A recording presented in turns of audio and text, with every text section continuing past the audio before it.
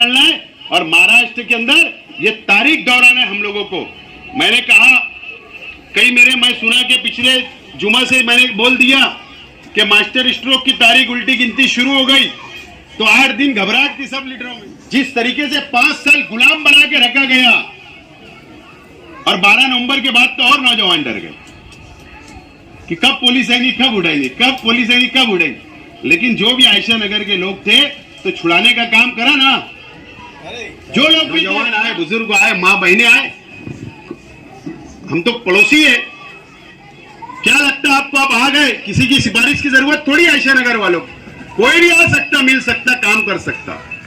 भले दूसरे दूर। मीटिंग के सदर मोहतरम हमारे बुजुर्ग नबी साहब और यहाँ पर तशरीफ फरमा तमाम बुजुर्ग हजरात, नौजवान साथी, दोस्तों और साथियों, सबसे पहले तो मैं आप तमाम ही बुजुर्गों का, नौजवान साथियों का शुक्रिया अदा करता हूं कि आप लोग हमारी दावत पर, जिम्मेदारान की दावत पर आप लोग यहाँ पर अपना कीमती वक्त निकाल कर आप लोग आए। मीटिंग असल में आप लोगों को करनी थी, लेकिन मस्जिद मेहराजुल उलूम के अंदर सोलार पैनल का इफ्तिताह भी था, दुआ भी थी। इसके लिए करीब में आया तो मैं आपसे मिलता चलूं, क्योंकि अभी मुझे और मस्जिदों के अंदर सोलार पैनल का इफ्तिताह भी जाना है। बहरहाल आयशा नगर यह एक ऐसा इलाका हमारा अपना है जो शेख रशीद साहब ने यहाँ से इलेक्शन लड़ा। शेख रशीद साहब को आप लोगों ने काउंसिलर बनाया, सदर बल्दिया बनाया, शहर का एमएलए बनाया, मेयर बनाया और हमेशा हमारे अपने परिवार से शेख रशीद साहब से आप लोगों ने मोहब्बत की। और आज हम लोग सब जो जमा होने का जो हमारा अपना मकसद है वो इलेक्शन है। हमारे अपने सामने असेंबली का इलेक्शन है। 2 रोज में इलेक्शन डिक्लेयर हो सकता है, 13 या 14 तारीख को, एतवार या पीर को, और अगले महीने 15 या 17 नवंबर के आसपास इलेक्शन होगा। और असेंबली इलेक्शन के अंदर मैं उम्मीदवारी कर रहा हूं।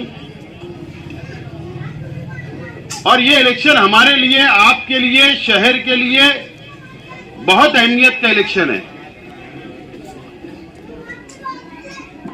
मैंने शुरुआत में कहा कि शेख रशीद साहब यहां से काउंसिलर बने, लेकिन आज शेख रशीद साहब अब दुनिया में नहीं है। खलील दादा नहीं है। खलील दादा को भी आपने चुन कर दिया यहां से। और शेख रशीद साहब और खलील दादा के बिना हमारे तमाम ही बुजुर्ग हजरात की दुआओं से, सरपरस्ती में और अब तमाम ही नौजवान साथियों के हौसले से, आपके साथ से हम लोगों को ये इलेक्शन लड़ना है और जीतना है। और हमारी अपनी जिम्मेदारी ज्यादा बढ़ चुकी है। ये इलेक्शन आपको अपने हाथों में लेकर, आपको खुद उम्मीदवार बनकर, आपको खुद कैंडिडेट बनकर, आपको ये इलेक्शन को अपने हाथों में लेकर हमको लड़ना पड़ेगा, जब जाकर हम लोगों की कामयाबी होगी। और मुझे उम्मीद है कि इस मर्तबा आयशा नगर, बिस्मिल्लाह नगर, सर्वे नंबर 66, सर्वे नंबर 67, 68, ये तमाम ही इलाके जो हमारे अपने हैं, 65, ये तमाम ही इलाके हमारे अपने हैं। हम ये इलाकों को हमारा अपना परिवार, हमारा अपना घर समझते हैं। लेकिन पिछले इलेक्शन के अंदर जो हुआ, 19 में जो हुआ, पिछले 5 साल में असेंबली के इलेक्शन के अंदर आयशा नगर हो या नया इस्लामपुरा इलाका हो, यहां से वो कामयाबी जो हमको मिलना चाहिए थी, वो वोट जो हमको लीड की मिलना चाहिए थी, वो नहीं मिली। और कहीं ना कहीं हम लोगों को कमजोरी हाथ आई और हम लोग इलेक्शन हार गए। ठीक है, ये समझ सकते हैं हम उस वक्त, ये हम समझ सकते हैं कि उस वक्त एक जज्बाती सियासत हावी रही नौजवानों पर, मजहबी सियासत हावी रही नौजवानों पर, और उस वक्त कुछ नाराजगियां भी हो सकती है मेरे अपने परिवार से या हमारे अपने साथियों से या जिम्मेदारान से नाराजगियां होगी। इसके लिए यह नतीजा आया होगा। पिछली मर्तबा वोट कम मिली थी, लेकिन मैं आज आप लोगों से माफी चाहता हूं कि जो भी नाराजगी होगी आप लोगों को दरगुजर करना पड़ेगा, आप लोगों को दरगुजर का मामला करना पड़ेगा।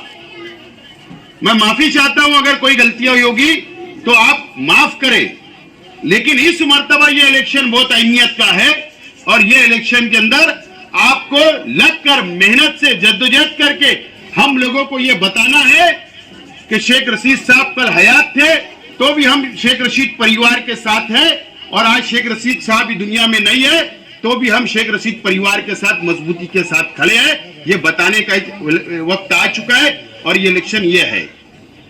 आज मुझे पता है कि कुछ लोग ओपन नहीं आते, कुछ लोग अंदरूनी हमारे अपने खिलाफ काम करते, उनका नाम पता रहता, उनका सब कुछ पता रहता, लेकिन सियासत के अंदर दरगुजर करना पड़ता है और मैं कर रहा हूं। मुझे पता है किसके फोन कहां चलते, कौन किसको ले जाकर कोने में अंधेरे में मिलाता, यह भी मुझे पता है, फिर भी मैं दरगुजर कर रहा हूं। मैं वो साथियों से भी कहता हूं हमारी आपसे कोई जाति दुश्मनी नहीं है, न तुम्हारी हमारी कोई जाति दुश्मनी है, लेकिन आपको यह समझना पड़ेगा कि आप किसका नुकसान कर रहे हो। आप ये वार्ड का नहीं बल्कि इस शहर के गरीबों का नुकसान कर रहे हो। एक खानदान है, एक परिवार है जो गरीबों के साथ खड़े रहता, वो शेख रशीद खानदान है जो हमेशा गरीबों के साथ खड़े रहा और वक्त वक्त पर खड़े रहता है और उनके लिए लड़ता है। अगर तुम मुखालफत कर रहे हो तो आप हमारा अपना नुकसान नहीं बल्कि इस वार्ड के और इस शहर के गरीबों का आप नुकसान कर रहे हो, यह आप लोगों को समझना पड़ेगा। और नौजवान साथियों, मैं आपसे कहना चाहता हूं कि जो उस वक्त आप जज्बात में बह गए, जज्बाती सियासत के अंदर बह गए, हुआ क्या? जो आदमी ने वादा किया था 2 महीने में आऊंगा, 5 साल गुजर गए, वो नहीं आया।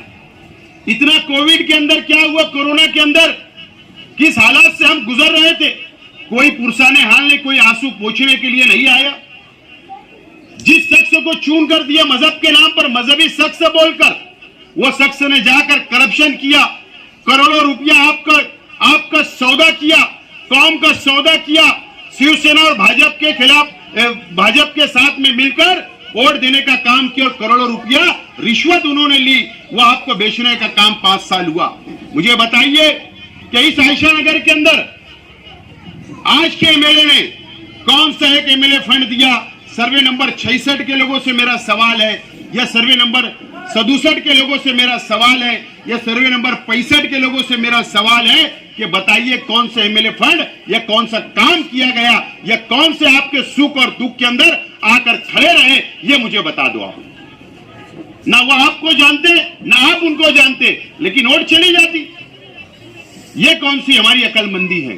तो आज हम लोगों को बहुत समझदारी से फैसले लेना पड़ेगा, बहुत समझदारी से फैसला लेना पड़ेगा।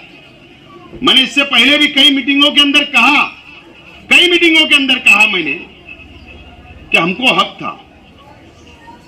हक था कि सियासत हम छोड़ देते, पूरी खानदान को हक था कि सियासत छोड़ देते। शेख रशीद साहब का इंतकाल होता, दूसरे दिन बैठते, हम लोग फैसला कर लेते कि सियासत छोड़ देना है, लेकिन हमने ऐसा नहीं किया।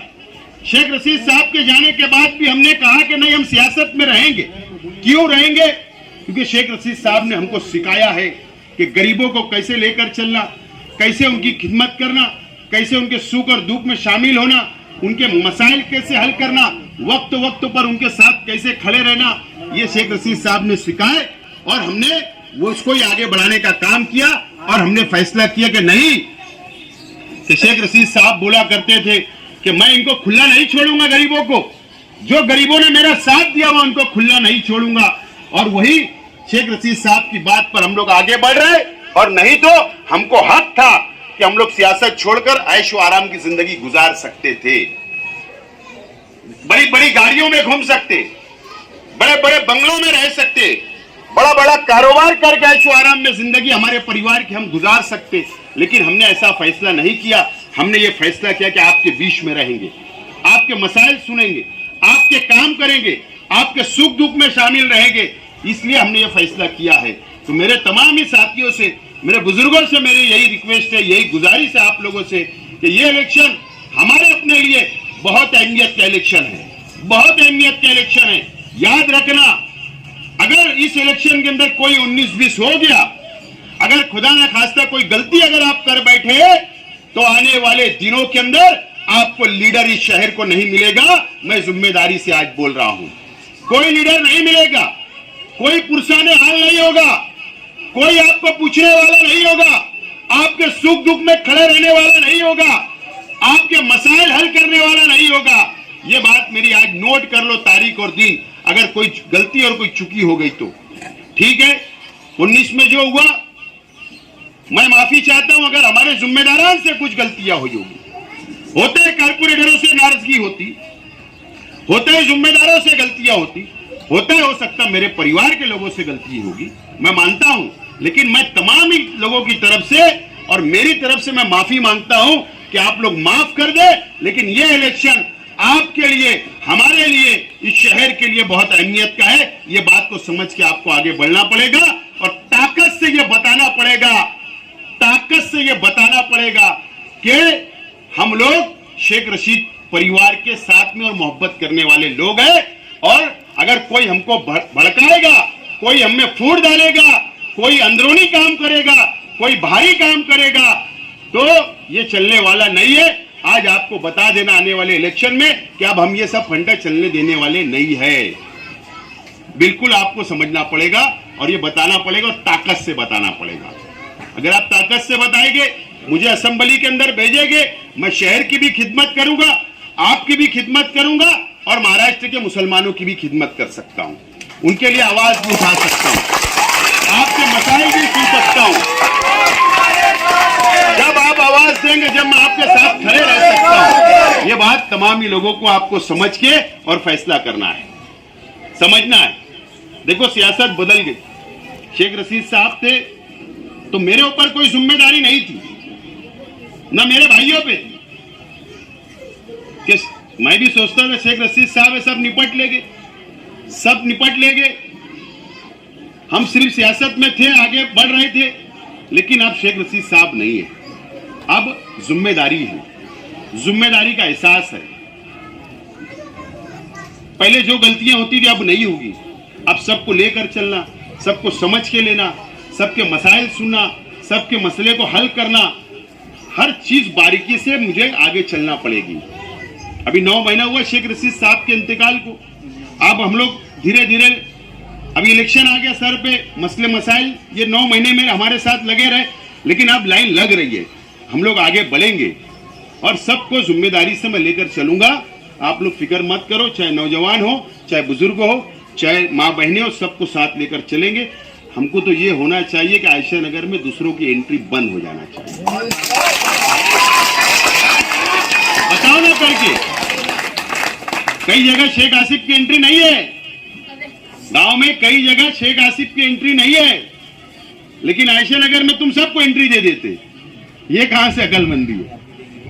तो दूसरों की भी एंट्री जरा इन्हें सियासी तौर पर बंद करो, बोल रहा सियासी तौर पर एंट्री बंद। लोग तो आजाद है, कोई कहीं भी जा सकता, आ सकता, उसमें नहीं।